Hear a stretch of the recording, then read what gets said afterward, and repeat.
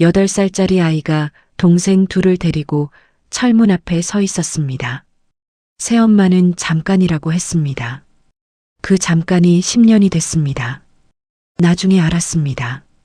우리가 버려진 날짜와 아버지 보험금이 이정의 통장에 들어온 날짜가 단 하루 차이라는 걸. 이건 불쌍한 이야기가 아닙니다. 이건 살아남은 이야기입니다. 사연 시작 전 구독과 좋아요로 함께 해주세요. 그날 아침 하늘은 이상하리만치 맑았습니다. 이정희는 우리 삼남매를 일찍 깨웠습니다. 평소와는 달랐습니다. 새벽 5시도 되지 않은 시각에 불을 켜고 군말 없이 옷을 입으라고 했습니다. 저는 잠결에도 뭔가 이상하다는 걸 느꼈습니다. 그 손길이 너무 빨랐고 눈빛이 너무 차가웠습니다. 아이라도 알 수 있는 차가움이었습니다. 저는 김서연, 그때 8살이었습니다. 동생 김도윤은 7, 눈을 비비며 누나, 어디가? 라고 물었습니다. 저는 대답하지 못했습니다. 막내 김하은은 겨우 5살이었는데 새엄마가 챙겨준 낡은 토끼 인형을 품에 꼭 안은 채 아무것도 모르고 졸린 눈으로 서 있었습니다. 그 모습이 지금도 눈에 선합니다. 하얀 잠옷바람에 맨발로 차가운 마루 위에. 이정희는 우리에게 아침도 먹이지 않았습니다. 커다란 검정 봉투 하나, 그 안에 우리 옷 몇 벌과 세면도구가 들어 있었습니다. 각자 하나씩이었습니다. 저는 그 봉투를 들면서 손이 떨렸습니다. 왜 떨리는지 몰랐습니다. 그냥 무서웠습니다. 차는 1시간을 달렸습니다. 뒷좌석에서 하은이는 제 무릎에 기대어 잠들었고 도윤이는 창밖만 바라봤습니다. 저는 이정희의 뒤통수를 계속 보았습니다. 말을 걸고 싶었지만 그 등이 너무 딱딱했습니다. 아버지가 돌아가신 후 우리 집에 내려앉은 침묵과 똑같은 종류의 딱딱함이었습니다. 아버지는 2달 전에 돌아가셨습니다. 교통사고였습니다. 갑작스럽고 잔인한 사고였습니다. 거실 한켠에는 아직 영정사진이 놓여 있었습니다. 국화꽃은 이미 시들었지만 아무도 치우지 않았습니다. 이정희도 저도 어쩌면 그 사진이 무서웠던 걸지도 모릅니다. 아버지의 눈이 우리를 보고 있는 것 같아서. 이정희는 아버지와 결혼한 지 채 1년이 되지 않았습니다. 우리 친어머니는 제가 3살 때 떠났습니다. 기억도 없습니다. 그래서 아버지가 이정희를 데려왔을 때 저는 조금 기대했습니다. 밥을 해주는 어른이 생긴다는 것, 손을 잡아줄 어른이 생긴다는 것. 하지만 이정희의 손은 언제나 차갑고 건조했습니다. 우리를 향해 뻗은 적이 단 한 번도 없었습니다. 차가 멈춘 곳은 낡은 철문 앞이었습니다.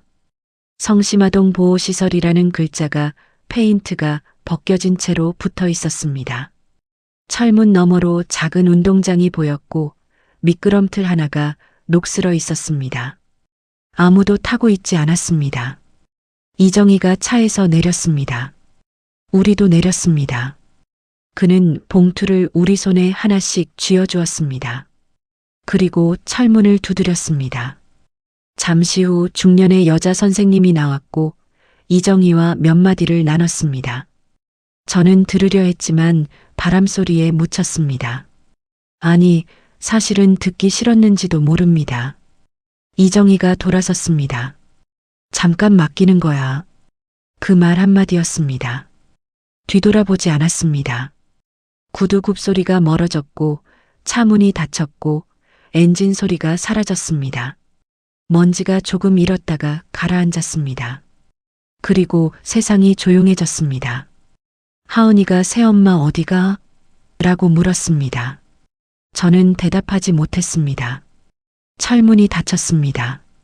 그 소리가 쇠가 쇠를 치는 그 소리가 얼마나 크게 들렸는지 세상 모든 소리가 그 안으로 빨려 들어가는 것 같았습니다. 도윤이가 제 손을 잡았습니다. 작고 차가운 손이었습니다. 저는 그 손을 놓지 않으려고 있는 힘껏 쥐었습니다. 시설 안에서 우리는 이름 대신 번호로 불렸습니다. 저는 214번, 도윤이는 215번, 하은이는 216번. 번호표가 붙은 침대, 번호가 적힌 세면도구함, 번호로 부르는 선생님들. 처음에 하은이는 자기 번호에 대답하지 않았습니다. 이름을 불러줘야만 고개를 들었습니다. 그래서 저는 매일 밤 하은이의 귀에 속삭였습니다. 너는 김하은이야. 절대 잊으면 안 돼. 나중에 알았습니다. 보험금 수령과 건물명의 변경이 모두 완료된 것이 우리가 시설에 맡겨지기 딱 하루 전이라는 것을, 아버지가 남긴 것들, 아버지가 평생 일구어 만든 작은 건물 하나와 생명보험, 그리고 우리 삼남매. 이정희는 그 모든 것 중에서 건물과 보험금만 가지고 갔습니다. 아이 셋은 두고 갔습니다. 우리는 짐이었던 겁니다. 처음부터. 그날 밤 저는 하은이와 도윤이 사이에 누워 천장을 바라봤습니다. 낯선 냄새, 낯선 어둠, 낯선 숨소리들. 눈물이 났지만 소리를 내지 않으려고 이불을 꽉 깨물었습니다. 도윤이가 울면 안 되니까. 하은이가 더 무서워하면 안 되니까. 큰 사람이 되어야 했습니다. 8살짜리가 그 밤부터 큰 사람이 되어야 했습니다. 그게 우리 이야기의 시작이었습니다. 사람들은 묻습니다. 8살짜리가 어떻게 그런 결정을 할 수 있었냐고. 저는 대답합니다. 사랑하는 사람이 눈앞에서 쓰러지는 걸 보면 나이 같은 건 사라진다고. 그날 밤 저는 어른이 됐습니다.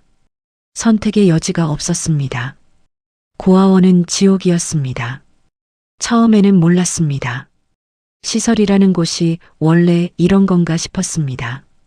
아이들은 모두 조용했고 선생님들은 바빠 보였고 규칙은 많았습니다.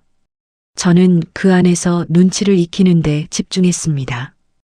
어느 선생님 앞에서는 고개를 숙여야 하는지, 어느 시간에는 말을 걸면 안 되는지, 8살짜리가 익혀야 할 것들이 아니었지만 익혔습니다.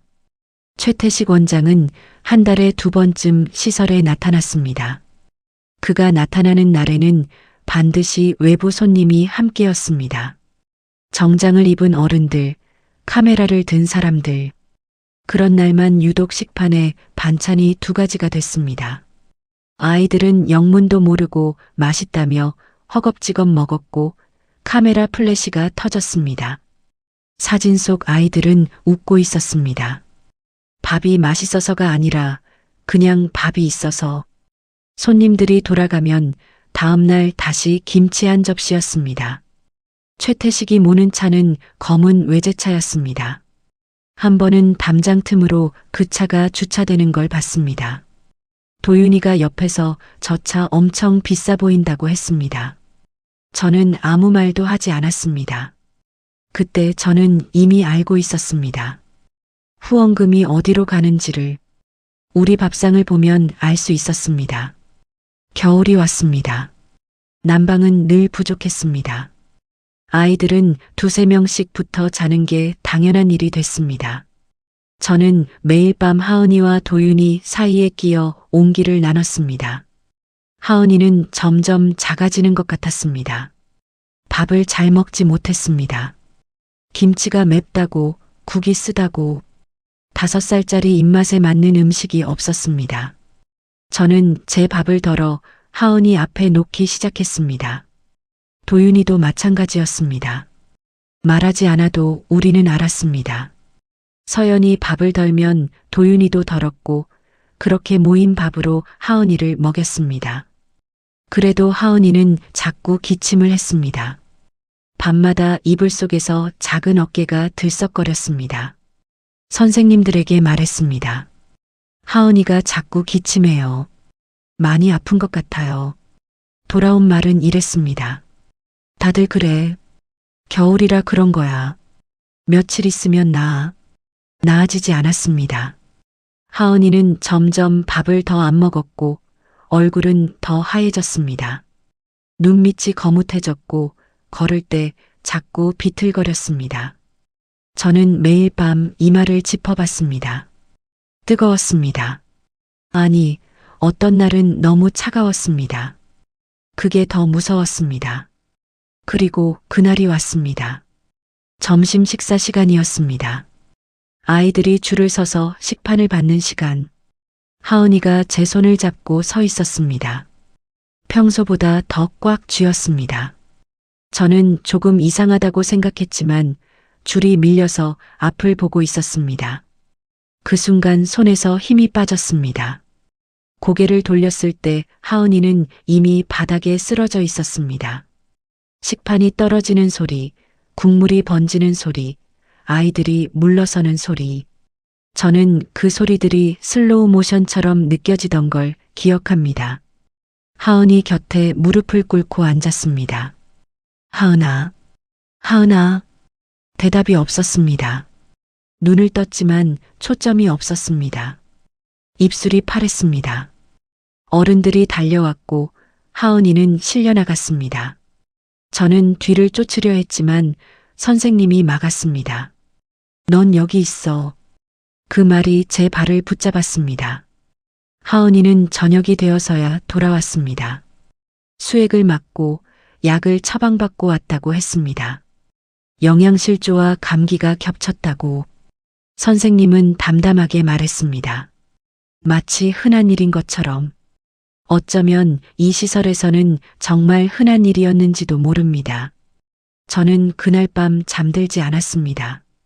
하은이의 작은 숨소리를 들으면서 천장을 보면서 결심했습니다. 여기서 더 있으면 하은이가 죽을 수도 있겠다. 그 생각이 드는 순간 더 이상 고민하지 않았습니다.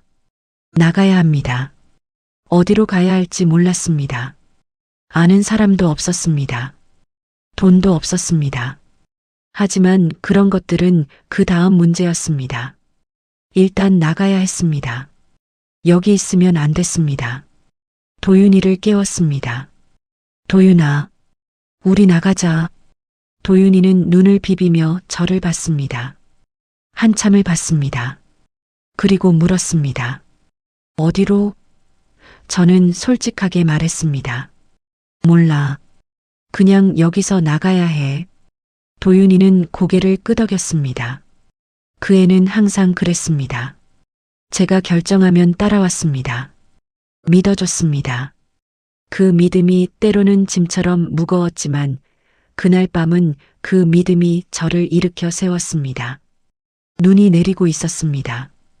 창밖으로 하얀 것들이 소리도 없이 내렸습니다. 세상이 조용했습니다. 이런 날 도망가는 게 맞는 건지 잠깐 흔들렸습니다. 하지만 하은이의 파랬던 입술이 떠올랐습니다. 다시 마음을 굳혔습니다. 하은이를 업었습니다. 5살짜리가 얼마나 무거운지 그날 처음 알았습니다. 등이 묵직했습니다. 하은이는 잠결에 제 목을 꼭 안았습니다. 따뜻했습니다. 그 온기 때문에 무게를 버텼습니다. 도윤이의 손을 잡았습니다.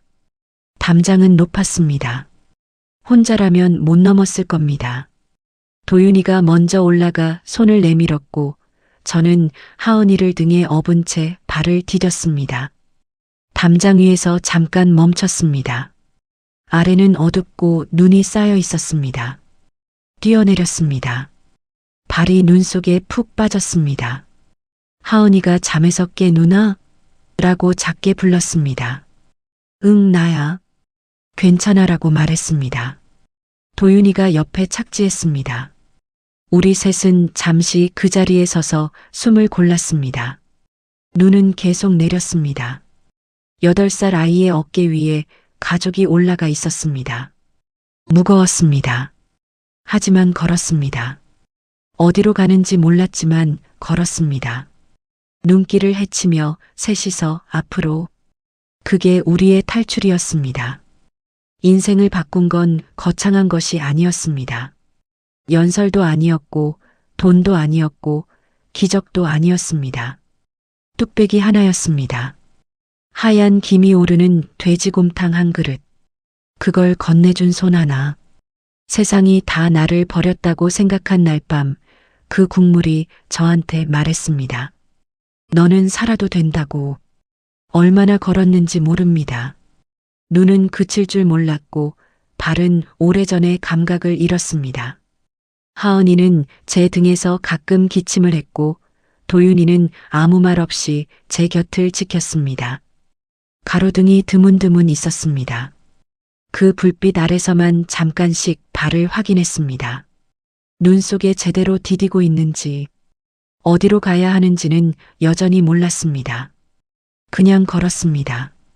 멈추면 안 될 것 같았습니다. 멈추는 순간 주저앉을 것 같았고, 주저앉으면 다시는 일어나지 못할 것 같았습니다. 하은이 무게가 어깨뼈 안쪽을 파고들었습니다. 이를 악물었습니다. 아버지 생각이 났습니다. 아버지라면 이 상황에서 어떻게 했을까?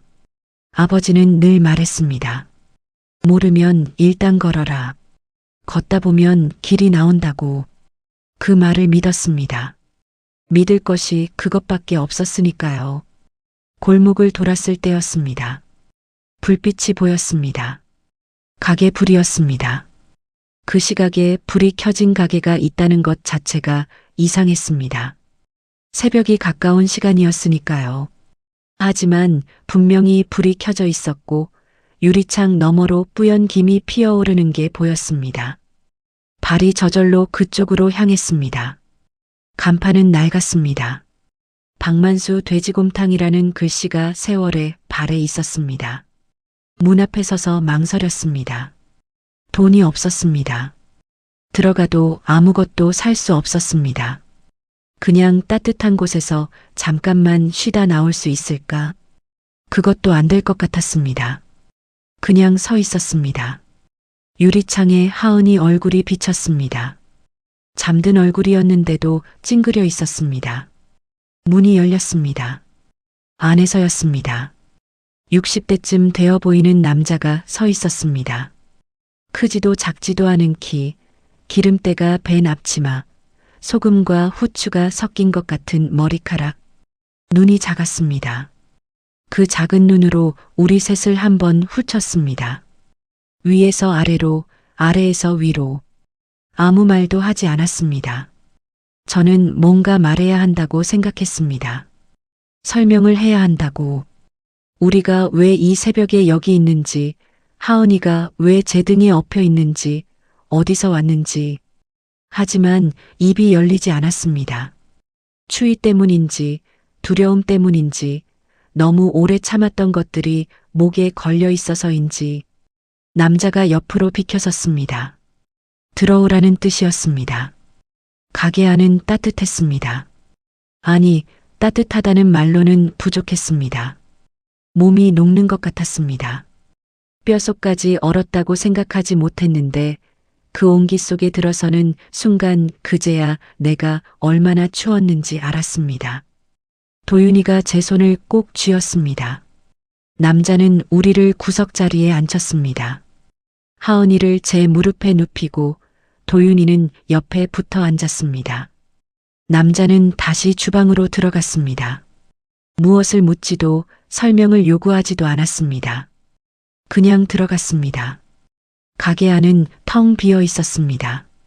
테이블이 6개쯤 있었고 벽에는 오래된 달력이 붙어 있었습니다. 메뉴판은 딱 2가지였습니다. 돼지곰탕, 수육.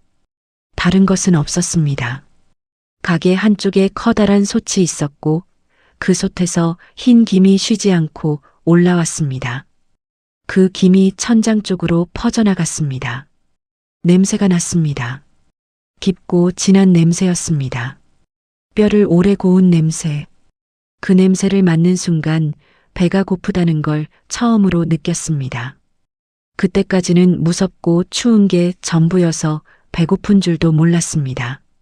위장이 반응했습니다. 도윤이 배에서 소리가 났습니다. 도윤이가 민망한지 배를 손으로 눌렀습니다.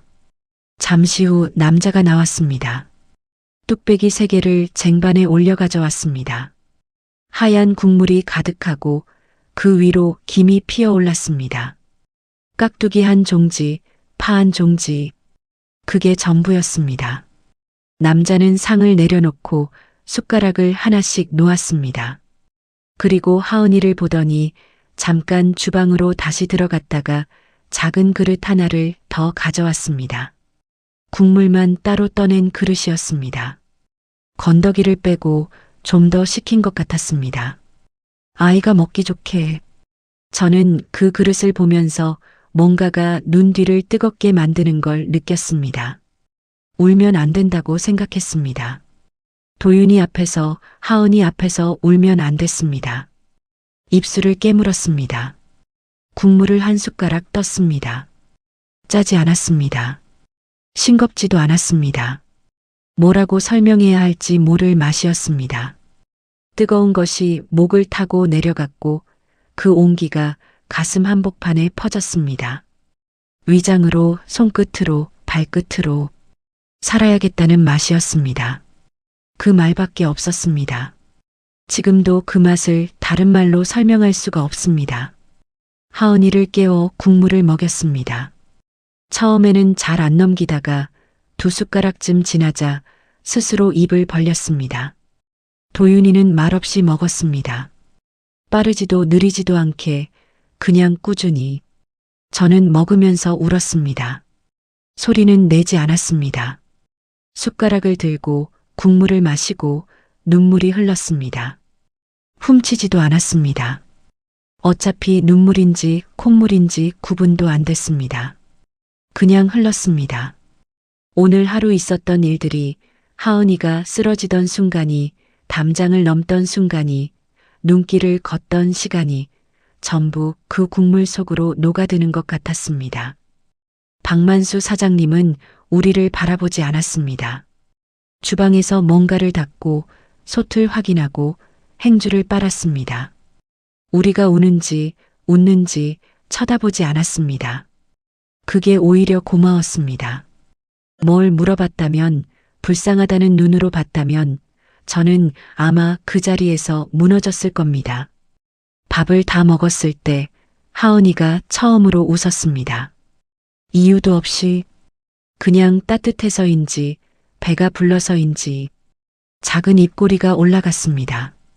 저는 그 웃음을 보고 괜찮다고 생각했습니다. 어디로 갈지 아직 몰라도, 뭘 해야 할지 아직 몰라도 오늘 밤만큼은 괜찮았습니다. 박만수 사장님이 다가왔습니다. 빈 뚝배기를 치우면서 짧게 말했습니다. 오늘 밤은 여기 있어. 그게 전부였습니다. 설명도 조건도 질문도 없었습니다. 그냥 그 한마디였습니다. 저는 고맙다는 말을 하려다 또 울 것 같아서 그냥 고개를 숙였습니다. 깊이. 그날 밤 우리는 그 가게 구석에서 잠들었습니다. 하은이는 제 팔베개를 하고 도윤이는 등을 붙이고 솥에서는 밤새 곰탕이 끓었습니다. 그 소리가 자장가 같았습니다. 보글보글 보글보글. 저는 그 소리를 들으며 생각했습니다. 아버지, 우리 아직 괜찮아요. 누군가는 묻습니다. 그 나이에 그게 가능했냐고. 저는 되묻습니다. 굶어 본 적 있냐고. 동생이 쓰러지는 걸 본 적 있냐고. 살아야 하는 이유가 눈앞에 있으면 사람은 뭐든 할 수 있습니다. 아니, 해야만 합니다. 우리한테 선택지는 없었습니다. 그게 오히려 단순하게 만들었습니다. 다음 날 아침 박만수 사장님은 우리를 깨웠습니다. 새벽 4시였습니다. 창밖은 아직 검었고 눈은 밤새 더 쌓여 있었습니다. 하은이는 제 팔에 얼굴을 묻은 채 눈도 못 뜨고 있었고 도윤이는 눈을 뜨자마자 어디 있는지 두리번거렸습니다. 저는 이미 반쯤 깨어 있었습니다. 낯선 곳에서는 깊이 잠들지 못하는 버릇이 고아원 때부터 생겼습니다. 사장님은 앞치마를 두르고 이미 주방에 서 있었습니다. 일어났으면 손 씻어. 그게 첫마디였습니다. 안녕히 잤냐는 것도 배고프냐는 것도 아니었습니다. 그냥 손 씻으라고 했습니다. 저는 그 말이 왜인지 좋았습니다. 불쌍하게 보지 않는다는 느낌이었습니다. 우리를 짐이 아니라 사람으로 대하는 방식이었습니다. 세면대에서 셋이 차례로 손을 씻었습니다. 사장님이 말했습니다. 조건은 없다. 대신 일은 해야 한다. 짧았습니다. 설명도 없었습니다. 저는 고개를 끄덕였습니다. 도윤이도 끄덕였습니다. 하은이는 아직 눈이 반쯤 감겨 있었지만 그래도 끄덕였습니다. 그렇게 우리의 계약은 끝났습니다. 서류도 도장도 어른도 없는 계약이었습니다. 그날부터 새벽 4시가 우리의 아침이 됐습니다. 첫 번째 일은 뼈 손질이었습니다. 돼지뼈를 찬물에 담가 핏물을 빼는 작업이었습니다. 손이 시렸습니다. 찬물에 손을 담그면 처음에는 시리다가 나중엔 감각이 없어졌습니다. 사장님은 말없이 옆에서 시범을 보였습니다. 어떤 뼈를 고르고 어떻게 손질하고 물을 몇 번 갈아야 하는지 말보다 손이 빨랐습니다. 저는 눈으로 외웠습니다. 핏물 제거가 끝나면 솥에 뼈를 넣고 불을 올렸습니다. 끓기 시작하면 첫물은 버렸습니다. 잡내를 없애는 과정이라고 했습니다. 그리고 다시 찬물을 붓고 처음부터 다시 끓였습니다. 그 과정이 8시간이었습니다. 8시간을 끓여야 국물이 하얗게 됐습니다. 그 하얀 국물이 어제 우리를 살렸던 바로 그 맛이었습니다. 도윤이는 솥 앞을 떠나지 않았습니다. 처음에는 그냥 보고 있었습니다. 그러다 사장님이 온도계를 하나 쥐어줬습니다. 불이 너무 세면 국물이 탁해지고 너무 약하면 국물이 우러나지 않는다고 했습니다. 도윤이는 그날부터 온도계를 손에서 놓지 않았습니다. 숫자가 올라가면 불을 줄이고 내려가면 올리고 7살짜리가 온도계를 들고 솥 앞에 서 있는 모습이 처음에는 우스웠지만 사흘째가 되자 도윤이 없이는 국물 온도가 안 맞았습니다. 저는 계산기를 붙잡았습니다. 사장님 가게에는 낡은 공책이 있었습니다. 거기에 매일 재료비와 가스비, 월세가 적혀 있었습니다. 저는 그 숫자들을 들여다봤습니다. 더하고 빼고 나누고 곱했습니다.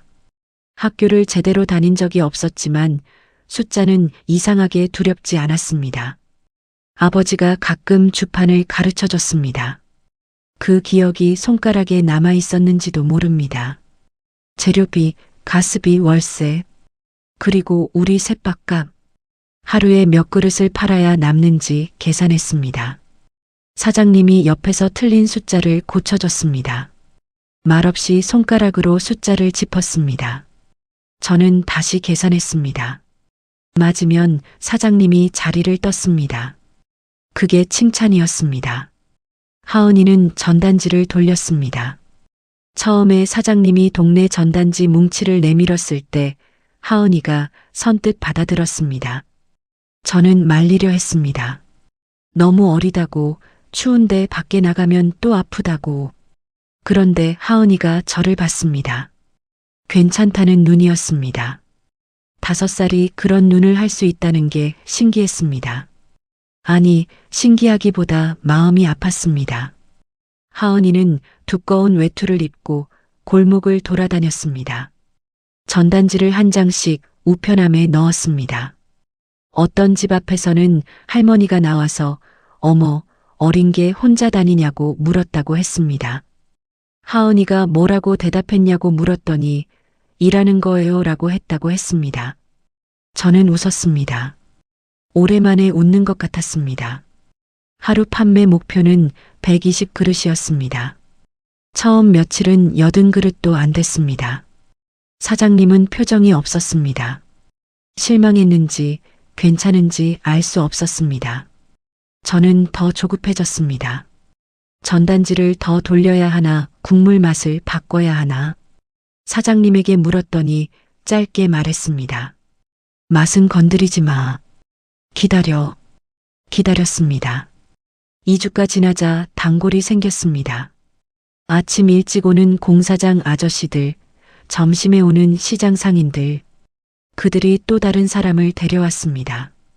50그릇이 팔리던 날이 100그릇이 됐고 어느 날은 120그릇을 넘겼습니다. 그날 저녁 사장님이 밥상에 달걀 프라이를 하나씩 올렸습니다. 아무 말도 하지 않았습니다. 하지만 우리는 알았습니다. 그게 칭찬이라는 걸. 순이익은 많지 않았습니다. 셋이 먹고 살기 빠듯한 수준이었습니다. 하지만 우리는 굶지 않았습니다. 매일 밤 뜨거운 국물이 있었습니다. 잠들 곳이 있었습니다. 내일 아침에 해야 할 일이 있었습니다. 그게 전부였습니다. 그리고 그게 충분했습니다. 저는 그 즈음부터 알기 시작했습니다. 삶이라는 게 거창한 것이 아니라는 걸. 새벽 4시에 일어나 찬물에 뼈를 담그고 온도계를 들고 솥 앞에 서고 골목마다 전단지를 꽂는 것. 그 반복 속에 삶이 있었습니다. 그 반복이 우리를 살게 했습니다. 하은이가 그날 밤 잠들기 전에 말했습니다. 나 오늘 힘들었는데 기분은 좋아. 저는 그 말을 오래 생각했습니다. 힘든데 기분이 좋다는 것. 5살짜리가 그걸 알고 있었습니다. 어쩌면 우리 셋 중에 하은이가 제일 먼저 어른이 된 건지도 모릅니다. 살다 보면 알게 됩니다. 가장 무서운 위기는 갑자기 오지 않는다는 걸. 천천히 옵니다. 조용히 옵니다. 어느 날 아침 눈을 떴을 때 이미 목까지 차 있는 겁니다. 그해 겨울이 그랬습니다. 우리는 버텼습니다. 하지만 처음으로 버티는 게 두려웠습니다. 봄이 왔다가 여름이 지나고 다시 겨울이 왔습니다. 그 사이 가게는 조금씩 나아졌습니다. 하루 120그릇이 130그릇이 됐고 단골들이 늘었습니다. 공사장 아저씨들은 이름을 알아갔고 시장 할머니들은 김치를 조금씩 가져다 줬습니다. 하은이는 전단지를 돌리다가 이제는 단골 얼굴을 외울 만큼 됐습니다. 도윤이는 온도계 없이도 국물 상태를 볼 수 있게 됐습니다. 저는 재료를 어디서 얼마에 사야 가장 남는지 외웠습니다. 우리는 조금씩, 아주 조금씩 자리를 잡아가고 있었습니다. 그래서 방심했는지도 모릅니다. 편지 한 장이 왔습니다. 건물주 이름으로 온 편지였습니다. 사장님이 뜯어서 읽다가 상 위에 내려놨습니다. 표정이 없었습니다. 저는 그 편지를 집어들었습니다. 월세 인상 통보였습니다. 지금 내는 금액의 2배에 가까웠습니다. 이유는 짧았습니다. 주변 시세가 올랐다고. 숫자를 머릿속에서 굴렸습니다. 하루 130그릇, 한 달 수입, 재료비, 가스비, 우리 셋 생활비. 거기서 새 월세를 빼면 남는 게 없었습니다. 아니, 부족했습니다. 계산기를 두드리지 않아도 알 수 있었습니다. 사장님에게 물었습니다. 어떻게 할 거예요? 사장님은 잠깐 저를 봤습니다. 그리고 말했습니다. 생각해 봐야지. 그날 저녁 사장님은 밥을 조금 남겼습니다. 처음 있는 일이었습니다. 말은 하지 않았지만 저는 그게 무슨 뜻인지 알았습니다. 그로부터 며칠 후 양복을 입은 사람들이 가게에 왔습니다. 점심 장사가 끝난 시각이었습니다. 2명이었습니다. 명함을 내밀었습니다. 저는 명함을 슬쩍 봤습니다. 대형 외식 프랜차이즈 회사였습니다. 텔레비전 광고에서도 본 적 있는 이름이었습니다. 그들은 자리에 앉아 서류를 꺼냈습니다. 사장님, 저희가 오래 지켜봤습니다. 국물 맛이 특별합니다.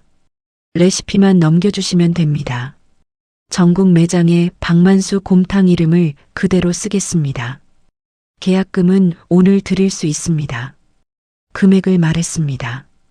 저는 숨을 참았습니다. 적지 않은 금액이었습니다. 월세 걱정 같은 건 한 번에 해결되고도 남을 숫자였습니다. 도윤이도 그 숫자를 들었는지 저를 쳐다봤습니다. 사장님은 서류를 보지 않았습니다. 잠시 침묵이 흘렀습니다. 그리고 찻잔을 상 위에 내려놓으며 말했습니다. 맛은 팔아도 마음은 못 팝니다. 양복 입은 사람들이 표정이 굳었습니다. 한 명이 다시 설명하려 했습니다. 브랜드는 유지되고 수익은 보장되고 사장님은 그냥 고문으로만 있으면 된다고. 사장님은 그 말을 끝까지 듣고 나서 일어섰습니다. 다음 손님 받아야 합니다. 그게 끝이었습니다. 양복 입은 사람들이 나갔습니다. 가게 문이 닫혔습니다. 저는 사장님의 뒷모습을 봤습니다. 어깨가 전보다 조금 굽어 있는 것 같았습니다. 아니면 제가 잘못 본 건지도 모릅니다. 저는 그날 밤 잠을 못 잤습니다. 사장님 결정이 틀렸다고 생각한 게 아니었습니다. 그 결정이 옳다는 걸 알았습니다. 하지만 알면서도 무서웠습니다. 처음으로 두려웠습니다. 고아원 담장을 넘을 때도, 눈길을 걸을 때도, 찬물에 뼈를 손질할 때도 두렵지 않았는데, 아니, 두려웠지만 앞만 봤는데, 이번엔 달랐습니다. 숫자가 눈앞에 있었습니다. 부족한 숫자가, 얼마 후면 월세가 밀릴 거라는 계산이, 그걸 알면서도 방법이 없었습니다. 할 수 있는 걸 다 하고 있었습니다. 새벽 4시에 일어났고 한 그릇이라도 더 팔려고 전단지를 더 돌렸습니다. 도윤이는 솥 앞을 지켰고 하은이는 추운 날에도 골목을 누볐습니다. 그런데도 숫자가 안 맞았습니다. 한 달이 지나고 2달이 됐습니다. 월세가 밀렸습니다. 사장님은 건물주에게 전화를 했습니다. 저는 주방에서 들었습니다. 사장님 목소리가 낮고 짧았습니다. 조금만 기다려달라고. 장사가 조금 더 되면 한꺼번에 드리겠다고. 전화가 끊겼습니다. 사장님이 주방으로 들어왔습니다. 저와 눈이 마주쳤습니다. 사장님은 잠깐 멈췄다가 그냥 솥 앞으로 갔습니다. 국물을 한번 저었습니다. 아무 말도 하지 않았습니다. 그날 저녁 저는 공책에 숫자를 다시 썼습니다.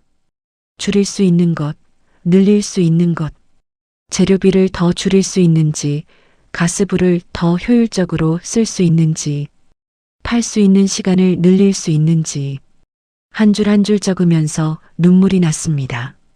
닦지 않았습니다. 어차피 공책에 떨어지지 않게 고개를 들고 썼습니다. 도윤이가 옆에 앉았습니다. 말없이 공책을 같이 봤습니다. 한참 보더니 한 줄을 손가락으로 짚었습니다. 재료 원산지 항목이었습니다. 여기 더 싸게 살 수 있을 것 같아. 시장 아주머니가 새벽 경매 얘기했거든. 저는 그 말을 공책에 받아 적었습니다. 9살짜리와 8살짜리가 원가 계산을 하고 있었습니다. 이상한 일이었습니다. 하지만 우리한테는 그게 당연한 일이 됐습니다. 하은이가 물 한 잔을 가져다 줬습니다. 아무 말도 없이 그냥 상 위에 놓고 갔습니다. 저는 그 물을 마시면서 생각했습니다. 무너지면 안 됩니다. 사장님 앞에서는, 동생들 앞에서는 9살짜리가 이를 악물었습니다. 이번에도 버텨야 했습니다. 방법은 반드시 있었습니다. 아직 찾지 못했을 뿐이었습니다. 솥에서 곰탕이 끓었습니다. 오늘도 변함없이 사람들은 성공을 어느 날 갑자기 찾아오는 것이라고 생각합니다. 저는 압니다. 성공은 오지 않습니다. 쌓이는 겁니다. 0.1%씩 하루씩 실패 하나씩. 도윤이가 육수 노트를 처음 펼치던 날 우리는 몰랐습니다. 그 노트가 15개 지점의 시작이 될 줄. 도윤이가 변한 건 어느 날 갑자기가 아니었습니다. 조금씩이었습니다. 솥 앞에 서는 시간이 길어졌고 국물을 마시는 횟수가 늘었습니다. 어느 날부터는 작은 수첩을 들고 다녔습니다. 뭔가를 적었습니다. 제가 뭐냐고 물었더니 도윤이가 수첩을 펼쳤습니다. 날짜, 온도, 끓인 시간, 국물색, 염도, 그날의 날씨까지 적혀 있었습니다. 8시간이랑 12시간이랑 맛이 달라. 확인해보고 싶어? 10살짜리 아이의 말이었습니다. 저는 사장님을 봤습니다. 사장님은 아무 말 없이 솥 앞을 비켜섰습니다. 그게 허락이었습니다. 실험이 시작됐습니다. 도윤이는 뼈 우림 시간을 8시간에서 12시간으로 늘렸습니다. 처음 며칠은 실패였습니다. 국물이 너무 진해서 텁텁했습니다. 불 조절이 문제였습니다. 12시간 동안 균일한 온도를 유지하는 게 8시간보다 훨씬 어려웠습니다. 도윤이는 포기하지 않았습니다. 온도 기록을 30분마다 찍었습니다. 불을 올리고 내리는 타이밍을 수첩에 빼곡히 적었습니다. 2주가 지났습니다. 그날 아침 국물을 한 숟가락 뜬 사장님이 잠깐 멈췄습니다. 그리고 말했습니다. 한 번 더 떠봐. 2번 더 마셨습니다. 그리고 그릇을 내려놓으며 도윤이를 봤습니다. 아무 말 없었습니다. 하지만 그 눈빛은 달랐습니다. 도윤이가 수첩에 동그라미를 쳤습니다. 크게. 염도 조정은 그 다음이었습니다. 도윤이가 염도계를 구해왔습니다. 기존 국물의 염도는 0.7%였습니다. 도윤이는 0.6%로 낮추는 실험을 했습니다. 처음엔 싱겁다는 반응이 나왔습니다. 하지만 도윤이는 고집을 부렸습니다. 처음엔 싱거워도 마실수록 깊다고, 국물 본연의 맛이 느껴진다고, 단골 손님 3명에게 2가지를 비교 시식하게 했습니다. 셋 다 0.6%를 골랐습니다. 도윤이는 그날 저녁 육수 표준화 노트를 새로 만들었습니다. 뼈 선별 기준부터 손질법, 첫 물 버리는 타이밍, 온도, 구간별 불 조절, 염도, 측정 시점, 완성 국물의 색 기준까지 손으로 쓴 노트였지만 어느 교과서보다 정밀했습니다. 매일 시식 기록을 덧붙였습니다. 날씨가 흐린 날과 맑은 날, 습도 차이에 따라 국물 맛이 미세하게 달라진다는 것도 그 노트 안에 있었습니다. 저는 다른 방향을 봤습니다. 위생이었습니다. 가게가 커지려면 HACCP 인증이 필요하다는 걸 신문 기사에서 읽었습니다. 식품안전관리 인증이었습니다. 복잡하고 까다로웠습니다. 서류만 수십 가지였습니다. 저는 혼자 공부했습니다. 도서관에서 식품위생법 책을 빌렸습니다. 모르는 단어는 사전을 찾았습니다. 위생 매뉴얼을 직접 작성했습니다.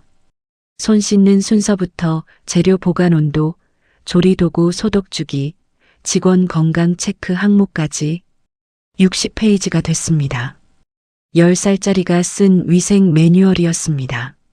검사관이 나중에 말했습니다.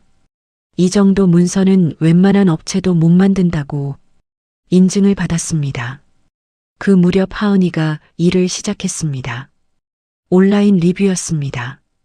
인터넷 카페에 가게 글이 올라오기 시작했고 하은이는 매일 그걸 읽었습니다. 좋은 리뷰에는 감사 댓글을 달았고 나쁜 리뷰에는 무엇이 불편했는지 정중하게 여쭤봤습니다. 그리고 고쳤습니다. 국물이 짜다는 말이 3번 나오면 그날 도윤이에게 전달했습니다. 자리가 좁다는 말이 나오면 제게 전달했습니다.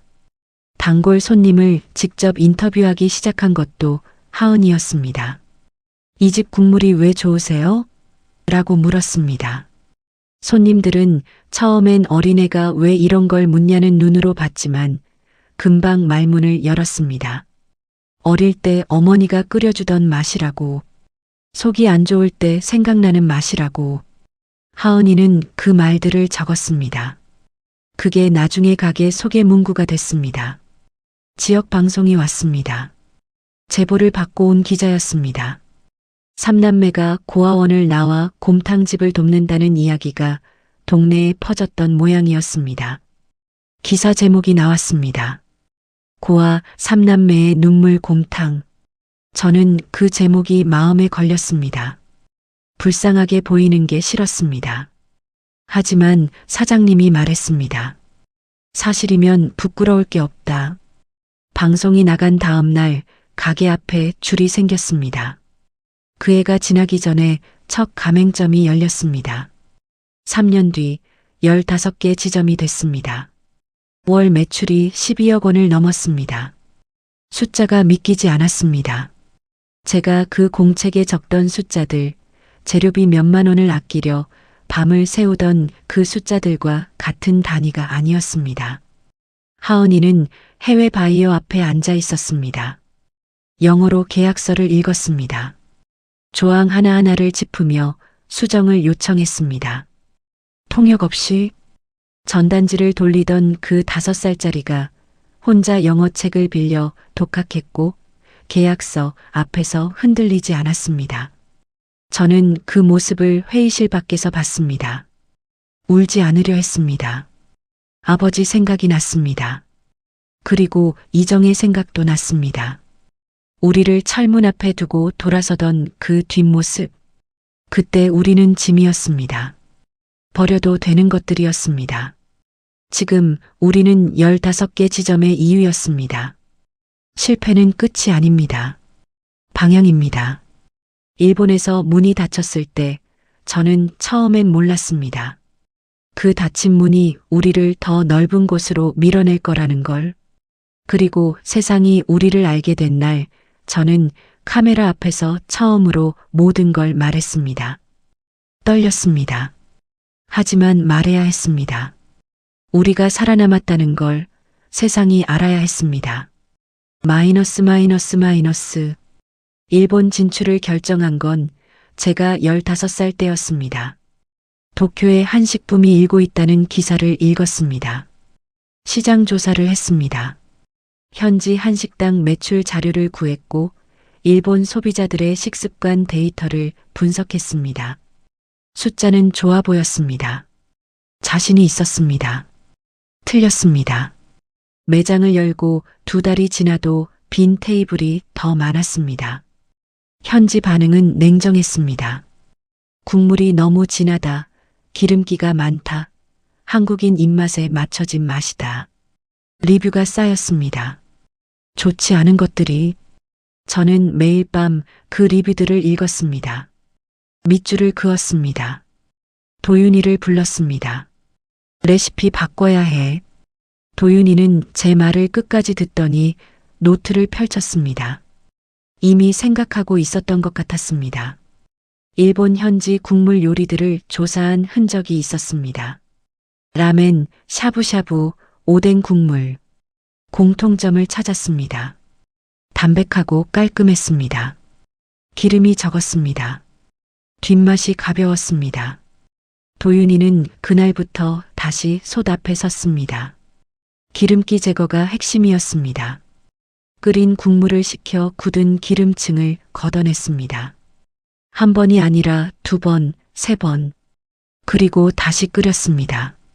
담백함을 강화하기 위해 뼈배합 비율도 바꿨습니다. 사골 비율을 낮추고 등뼈 비율을 높였습니다. 염도는 더 낮췄습니다. 0.5%까지 3주가 걸렸습니다.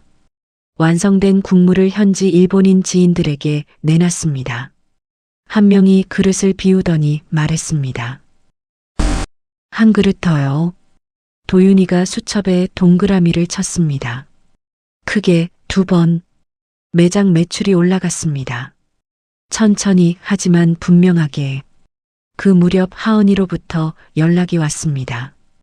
LA 한식 박람회 출전 제안이었습니다. 하은이는 이미 서류를 다 준비해놨습니다. 저는 웃었습니다. 물어보지도 않고 준비해놓는 게 이제는 낯설지 않았습니다. 우리 셋은 오래전부터 그랬습니다. 누가 시키지 않아도 각자 자기 자리에서 움직였습니다. LA는 달랐습니다. 박람회장에 들어서는 순간 느꼈습니다. 세계 각지의 음식들이 경쟁하는 자리였습니다. 화려한 부스들, 유명 셰프들, 대형 식품 회사들. 우리 부스는 작았습니다. 뚝배기 하나, 솥 하나, 그리고 도윤이가 직접 끓인 국물. 첫날 시식줄이 다른 부스보다 길었습니다. 사람들이 국물을 마시고 멈췄습니다. 그리고 다시 줄을 섰습니다. 말이 달랐습니다. 국적이 달랐습니다. 하지만 반응은 같았습니다. 그릇을 비웠습니다. 수상은 사흘째 날이었습니다. 베스트 트러디셔널 브로스상이었습니다. 트로피를 받아드는 순간 하은이 눈에 눈물이 맺혔습니다. 저는 그 눈물을 봤습니다. 전단지를 돌리던 5살짜리 눈과 지금 이 눈이 같은 눈이라는 게 믿기지 않았습니다. 수출 계약은 그 자리에서 2건이 성사됐습니다. 하은이가 영어로 직접 계약서에 서명했습니다. 그리고 귀국하던 날 뉴스를 봤습니다. 최태식? 우리가 있던 시설의 원장이었습니다. 그 이름이 화면에 떴습니다. 후원금 횡령, 아동 급식비 착복, 수년간의 비리. 제보자가 나왔고 수사가 시작됐습니다. 피해 아동 증언이 필요하다는 기사가 나왔습니다. 저는 오래 생각하지 않았습니다. 도윤이와 하은이에게 물었습니다. 둘 다 대답이 같았습니다. 해야지. 그것으로 충분했습니다. 검찰청에서 진술했습니다. 그리고 방송 인터뷰 요청이 왔습니다. 기자가 물었습니다. 카메라가 켜졌습니다. 저는 처음으로 이정희 이름을 말했습니다. 공개된 자리에서 마이크 앞에서 그 이름을 입 밖에 낸 건 처음이었습니다. 말하면서 목이 조여드는 걸 느꼈습니다.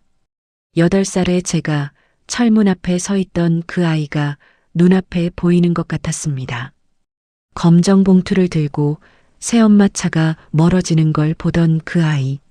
하지만 끝까지 말했습니다. 보험금이 이체된 날짜와 우리가 시설에 맡겨진 날짜. 번호로 불리던 시절. 하은이가 쓰러지던 점심시간. 담장을 넘던 그 밤의 눈. 기자가 마지막으로 물었습니다. 지금 하고 싶은 말이 있다면요? 저는 카메라를 똑바로 봤습니다. 우리는 팔린 게 아닙니다. 살아남은 겁니다. 방송이 나간 다음 날 전화가 빗발쳤습니다. 응원도 있었고 비슷한 처지였다는 사람들의 연락도 있었습니다. 이정희에 대한 수사도 시작됐습니다. 재산 은닉 혐의였습니다. 저는 그 소식을 듣고 아무 감정이 없었습니다. 미워하는 마음도 통쾌한 마음도 없었습니다. 그냥 멀리 있는 일처럼 느껴졌습니다. 이정희는 이미 오래전에 우리 삶에서 끝난 사람이었습니다. 철문이 닫히던 그 순간에 그날 밤 사장님 가게에서 셋이 국물을 마셨습니다. 예전처럼 뚝배기 3개, 깍두기 1종지. 아무 말도 하지 않았습니다. 국물만 마셨습니다. 사장님은 주방에서 설거지를 했습니다. 보글보글 솥이 끓었습니다. 그 소리가 여전히 자장가 같았습니다. 여기까지 오는데 필요했던 건 거창한 것이 아니었습니다. 담장을 넘는 용기, 국물 한 그릇을 건네는 손, 온도계를 놓지 않는 고집, 골목을 누비는 5살짜리 발걸음, 60페이지 위생 매뉴얼, 그리고 서로를 놓지 않는 것. 그게 전부였습니다. 그리고 그게 세상을 바꿨습니다. 사람들은 성공하면 복수를 꿈꾼다고 생각합니다. 저는 달랐습니다. 성공하고 나서 가장 먼저 한 일은 복수가 아니었습니다. 밥을 굽는 아이를 찾는 일이었습니다. 우리가 그랬던 것처럼 김치 한 접시 앞에서 배를 골턴 그 번호표를 저는 잊은 적이 없었습니다. 재단 이름을 정하는데 오래 걸리지 않았습니다. 겨울곰탕 재단. 도윤이가 먼저 말했습니다. 저와 하은이는 서로를 봤습니다. 다른 이름은 필요하지 않았습니다. 우리가 가장 추운 날 밤 가장 따뜻한 것을 받았던 그 이름이었으니까요. 설립 서류에 도장을 찍던 날 저는 잠깐 손이 멈췄습니다. 214번. 215번, 216번. 우리가 불리던 번호들이 떠올랐습니다. 번호표가 붙은 침대, 번호가 적힌 세면도구함, 이름 대신 숫자로 불리던 그 시절. 그 숫자들이 지금 이 도장 하나로 지워지는 것 같았습니다. 아니, 지워지는 게 아니라 다른 것으로 바뀌는 것 같았습니다. 상처가 단단해지는 방식으로 도장을 찍었습니다. 재단의 첫 번째 사업은 장학금이었습니다. 매년 아동 100명, 보육시설에 있는 아이들, 한부모 가정의 아이들, 우리처럼 어느 날 갑자기 혼자가 된 아이들. 선발 기준을 정하면서 도윤이가 말했습니다. 성적 기준 없애자. 저도 같은 생각이었습니다. 우리가 누군가에게 선발됐다면 성적 때문은 아니었을 테니까요. 살아남으려 한다는 것 하나면 충분했습니다. 보육시설 정기 점검은 하은이가 직접 맡았습니다. 분기마다 시설을 방문했습니다. 급식 내용을 확인했습니다. 난방 상태를 점검했습니다. 아이들 침대를 살폈습니다. 선생님들을 만났습니다. 최태식 같은 사람이 다시는 아이들 위에 앉아있지 못하게 하는 것. 하은이는 그걸 자기 일이라고 했습니다. 그 말을 들었을 때 저는 울지 않으려고 입술을 깨물었습니다. 무료 급식소는 가장 처음 생긴 가맹점 골목 근처에 열었습니다. 하은이가 전단지를 돌리던 그 골목이었습니다. 매일 점심 누구든 올 수 있었습니다. 국물은 항상 뜨거웠고 밥은 항상 충분했습니다. 반찬은 2가지 이상이었습니다. 그게 우리의 기준이었습니다. 김치 한 접시만 있던 그 식판이 기준이었습니다. 그리고 사장님께 찾아갔습니다. 서류를 들고 갔습니다. 집은 30% 증여 서류였습니다. 사장님은 서류를 보더니 옆으로 밀었습니다. 예상했던 반응이었습니다. 저는 다시 앞으로 밀었습니다. 필요 없어.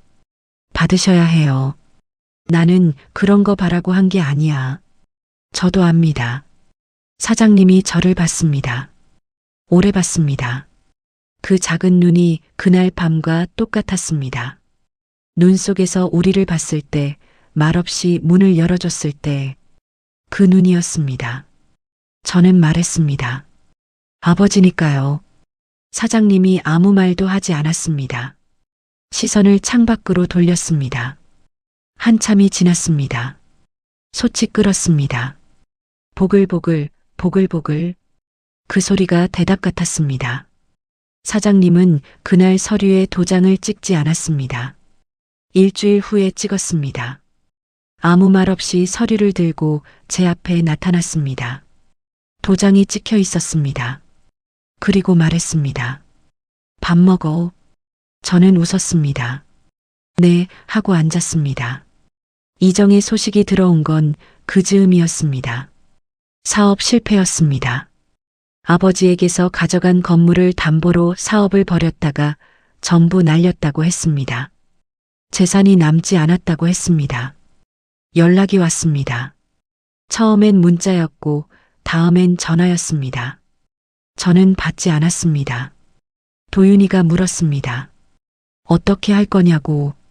저는 잠깐 생각했습니다. 복수를 생각했냐고요. 솔직히 말하면 아니었습니다. 그 전화를 보면서 든 감정은 분노도 통쾌함도 아니었습니다. 그냥 멀었습니다. 아주 오래전에 끝난 일처럼. 전화는 계속 왔습니다. 저는 계속 받지 않았습니다. 어느 날 하은이가 말했습니다. 원망도 안 해? 저는 솔직하게 말했습니다. 처음엔 했어. 오래. 근데 지금은 없어. 하은이가 고개를 끄덕였습니다. 도윤이도 고개를 끄덕였습니다. 우리는 그 주제를 더 이야기하지 않았습니다. 필요하지 않았습니다. 이정희는 우리에게 상처를 줬습니다. 그건 사실입니다. 하지만 그 상처가 우리를 담장 너머로 밀었고 눈길을 걷게 했고 뼈를 손질하게 했고 온도계를 들게 했고 위생 매뉴얼을 쓰게 했고 전단지를 돌리게 했고 결국 15개 지점과 LA 수상과 겨울곰탕 재단까지 오게 했습니다. 원망할 시간이 없었습니다. 너무 바빴습니다. 살아내느라. 그리고 어느 순간 돌아보니 원망이 사라져 있었습니다. 없애려 한 게 아니었습니다. 살다 보니 빠져나가 있었습니다. 단단해진 자리에는 원망이 붙어 있을 틈이 없었습니다. 우리는 이미 그 사람 없이도 단단해졌으니까요. 그날 밤 3시 사장님 가게에 앉았습니다. 뚝배기 4개였습니다. 사장님 것까지. 처음으로 사장님이 우리와 같은 상에 앉았습니다. 아무도 먼저 말을 꺼내지 않았습니다. 그냥 국물을 마셨습니다. 뜨거운 것이 목을 타고 내려갔습니다. 가슴 한복판으로 퍼졌습니다. 그 맛이었습니다. 눈길을 걸어 처음 이 가게에 들어서던 그 밤의 맛. 살아야겠다는 맛. 아무것도 없던 우리가 처음으로 가진 것. 그 맛이 지금도 변하지 않았습니다. 솥이 끓었습니다. 오늘도 변함없이 우리가 받은 국물 한 그릇은 이미 세상으로 나가 있었습니다. 100명의 아이들 장학금으로 따뜻한 급식소 밥으로 점검받는 시설의 아이들에게로 한 그릇이 100그릇이 됐고 100그릇이 세상이 됐습니다. 은혜를 갚는 방식은 그런 것이었습니다. 받은 사람에게 돌려주는 게 아니라 다음 사람에게 건네는 것. 그게 박만수 사장님이 그날 밤 우리에게 가르쳐 준 것이었습니다. 말로 가르친 게 아니었습니다. 그냥 문을 열어줬습니다. 국물을 건네줬습니다. 그게 전부였고 그게 전부를 바꿨습니다.